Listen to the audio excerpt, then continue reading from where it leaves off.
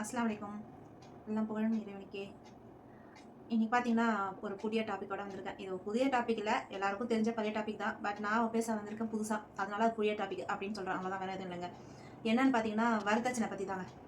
இப்போ எங்க பார்த்தாலும் வரதட்சணை கொடுமையினால இறந்து போறாங்க அப்படின்னு சொல்றாங்க.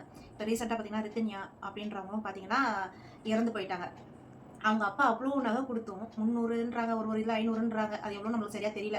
1,00,00,000 காசு கொடுத்தாங்க அப்படின்னா, இவ்வளோ கொடுத்தும் என்னங்க அந்த பொண்ணோட நிலைமை? நல்லா ஹாப்பியா இருந்தாங்களா? யோசிச்சு பாருங்க. அவங்க எவ்வளோ கனவோட அந்த பொண்ணு போயிருக்கும். அது கடைசியில என்ன நடந்துச்சு? ஏமாற்றங்கள், அந்த பொண்ணுக்கு வலி, வேதனை எல்லாம் ஏற்படுத்தி அவ்வளோ கொடுத்தும் என்னங்க அந்த பொண்ணு சந்தோஷமா இருந்துச்சு? ஒன்றும் இல்லைங்க. கடைசியில என்ன போச்சு? அந்த உயிர் தாங்க போச்சு. இன்னும் பத்தல பத்தல இந்த பத்தலன்ட்டு பண்ணும் பேய்ங்கலாம் இருக்குது பாருங்க சில பேருங்க. அதுங்களாலேயே சில உயிர்கள்லாம் பார்த்தீங்கன்னா, சில பெண்களோட பொம்பளை குழந்தைங்களோட உயிரெல்லாம் போயிடுதுங்க. நான் என்ன சொல்றேன்னா, வரதட்சணை பெற்றோர் குடுக்காதீங்க. நீங்க என்ன பண்றீங்கன்னா, அ பெண் வீட்டார்கள் என்ன பண்றீங்கன்னா, மாப்பிள்ளை வீட்டார் பார்த்துக்கங்க. நீங்க எவ்வளோ எங்க பொண்ணுக்கு போடுவீங்க? மஹார் எவ்வளோ போடுவீங்க? நீங்க கேளுங்க. நம்ம இஸ்லாத்துல அப்படிதான். மஹார் போட்டு தான் கட்டிட்டு போணும். குடுத்து மாப்பிள்ளை வீட்ல கட்டிட்டு போகக்கூடாது. அதனால நீங்க என்ன கேட்குறீங்க? இனிமேட்டு மாறிக்குங்க. பொன் வீட்டார், ஆண் வீட்டார், மாப்பிள்ளை வீட்டார் பார்த்து நீங்க கேள்வி கேளுங்க. நீங்க மஹார் எவ்வளோ தரீங்க? நீங்க எவ்வளோ தர்றீங்கன்ட்டு நீங்க போய் ஃபர்ஸ்ட் கேட்டுருங்க. இனிமேட்டு அவங்க கேட்க சாய்ஸா குடுக்காதீங்க. வாய்ப்பே குடுக்காதீங்க. நீங்க போயிட்டு என்ன பண்றீங்கன்னா, நீங்க எவ்வளோ மஹார் தருவீங்க என் பொண்ணுக்கு? அவங்க கேட்டாங்கன்னா, பொண்ணு பிடிச்சிருக்கு அப்படின்னு சொன்ன உடனே இப்போ என்ன பண்ணுங்க, நீங்க மாறிடுங்க. அவங்களுக்கு கேட்க சாய்ஸா கொடுக்காதீங்க. அவங்க மஹார் இவ்வளோ தருவாங்களா? ஓகே ரைட்டு அப்படின்னு சொல்லிட்டு இப்போ நீங்கள் இப்படி மாறுங்க. அப்பதான் அவங்களுக்கு அந்த வலியும் வருத்த வேதனைலாம் தெரியும். நகை என்ன விலைங்க விற்குது? இந்த டைம்ல தான் நீங்கள் இவ்வளோ போடுவீங்களா, அவ்வளோ போடுவீங்களா? பொம்பளை பிள்ளை படிக்க வைக்கிறதுக்கே எவ்வளோ கஷ்டப்படுறவங்க. கஷ்டப்பட்டு படிக்க வைப்பாங்க. அதில் பொம்பளை பிள்ளைக்கு இவ்வளோ நகை போட்டால் தான் போய் நல்லா வாழும், நல்ல இடம் வரும், கம்மியாக போட்டால் நல்ல இடம் வருமா வராதா? சில பேர் இருக்காங்க, நான் எல்லாருக்கும் சொல்லலைங்க. சில பேர் இருக்காங்க, சில பேர் கொடுத்து கட்டிட்டு போகிறவங்க இருக்காங்க. கல்யாணத்தில் புடவை கொடுவும் பொண்ணு வீட்டார்லேருந்து வந்து கட்டிட்டு போகிறவங்க இருக்காங்க. அவங்களெல்லாம் நான் எந்த குறையும் சொல்லலைங்க. இந்த கேட்குறாங்க பாருங்கள், அவங்களுக்கு தான் நான் இதெல்லாம் சொல்லிட்டு உட்காந்துட்ருக்கேன். எல்லாரும் ஐயோ நம்மளுக்கு சொல்கிறாங்களா, எல்லாருக்கும் பொதுவாக சொல்கிறாங்களா அப்படின்னு நினைக்காதீங்க.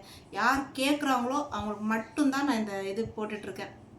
அதுவும் இல்லாமல் இந்த கொடுக்குறாங்க பாருங்க, டோரி கொடுக்குறாங்க பாருங்க, அவங்களுக்கும் அதுதான் நான் இது பேசிகிட்டு இருக்கேன். தயவு செஞ்சு டோரி கொடுக்காதீங்க. அவங்க கேட்குறாங்கனாலும் முடியாதுன்னு சொல்லி தைரியமாக நீங்கள் சொல்லுங்கள். திருப்பி நீங்கள் அவங்கள்ட்ட கேளுங்க, நீங்கள் எவ்வளோ தந்து என் பொண்ணை கட்டிட்டு போகிறீங்க அப்படின்னு நீங்கள் திருப்பி அவங்கள்ட்ட தைரியமாக வாய்ஸ் ரைஸ் அவுட் பண்ணுங்கள். எப்போ இந்த மாதிரி மாறுதோ அப்போ தான் இந்த வரதட்சணை கொடுமைன்றதே ஒழிக்கப்படும். ஓகேங்களா?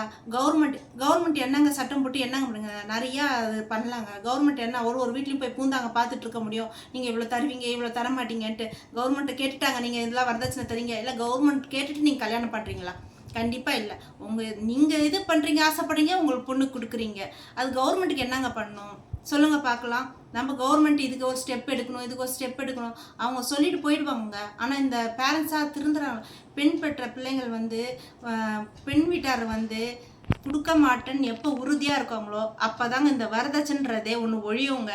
இது நீங்கள் நல்ல மனசில் ஒன்று பதிய வச்சுக்கோங்க. மாப்பிள்ளை வீட்டார் சைடு என்ன பார்க்குறீங்கனாக்கா, பொண்ணு வீட்டு சைடில் பொண்ணு 5 வேளை தொழுகுதா, குரான் படிக்குதா, மார்க்க சம்பந்தமான ஒழுக்கங்கள் கற்றுருக்கா அப்படின்றது தான் பார்க்கணும் மாப்பிள்ளை வீட்டு சைடில். அதை விட்டுட்டு அவங்க 100 பவுன் போடுவாங்களா, 50 பவுன் போடுவாங்களான்னு யோசிச்சுட்டு இருக்காதீங்க. அந்த பொண்ணு கொடுத்தா, நம்ம பையனுக்கு அந்த பொண்ணு கல்யாணம் பண்ணி கொடுத்தா சந்தோஷமாக இருப்பாங்களா, அதை மட்டும் நீங்கள் பாருங்கள். அதை விட்டுட்டு ஆனால் மாப்பிள்ளை வீட்டு சைடும் கொஞ்சம் பிரச்சனை இருக்குது. என்னன்னு பார்த்தீங்கன்னா, கட்டிட்டு வந்த பொண்ணு என்ன பண்ணணுன்னா, நான் இவ்வளோ வரதட்சணை போட்டேன், நான் கட்டிட்டு வந்தேன், வாங்கிட்டு வந்தேன், எனக்கு நான் இப்படி வாழ முடியாது, அப்படி வாழ முடியாதுன்னு சொல்கிற பொண்ணுங்களும் இருக்காங்க.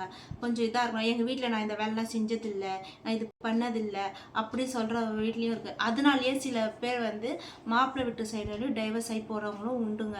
அதனால் நான் என்ன சொல்கிறேன்னா, பார்க்குறவங்க முதல்ல பணத்துக்கோ, காருக்கோ, வீட்டுக்கோ, வசதிக்கு பார்க்காம அந்த பொண்ணு நம்மளுக்கு ஈமான் தழுவி இருக்கா, நல்ல பொண்ணா, நம்ம குடும்பத்துக்கு ஏற்ற பொண்ணா அப்படின்றது மட்டும் பாருங்கள்.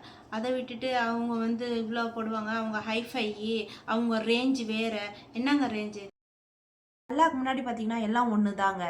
பேசியிருந்தா ரொம்ப யாருக்காச்சும் ஹாஷாக இருந்தால் என்னை மன்னிச்சுக்கோங்க. ஆனால் நான் கரெக்டாக பேசியிருக்கேன்னு நான் நம்புகிறேன்.